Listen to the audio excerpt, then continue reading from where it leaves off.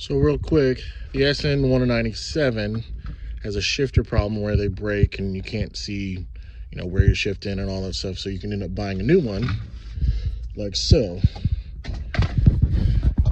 There's a bunch of videos online that will tell you, hey, you have to go up underneath the car to remove everything and get in there. Well, just as much as that struggle is to get to a lowered SN197, it's pretty hard. So after you take apart all the dash and all that fun stuff,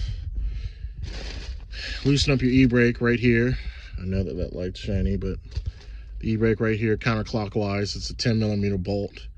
Then, as you loosen all 4 bolts up on the shifter here and all that stuff, you can end up actually pulling the shifter up and out and actually pulling it and taking it apart. It actually is a clip that actually goes on there. They tell you to pry it from the backside, but when you start prying it from the backside, it starts chipping. And if you notice that these Mustangs are not making much parts for them anymore.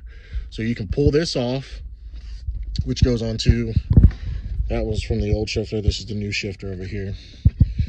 Once you do that, you can end up separating the clamp that goes on there. Once you end up doing all of that, you pull that out, and then the little clamp that actually goes on the shifter down inside the hole there, as you see back there, you can end up sliding that back on. You have to take in 2 little skinny screwdrivers. I'm talking little tiny long ones. You press them out and then you pry it from the body, and that way you don't even have to lift the car up. You can actually do this in the driveway with everything going on. Now, I did lift the back of the car just to ease it up, but that was just to make sure, free floating axle and all that stuff, so I can end up doing. But it did help quite a bit.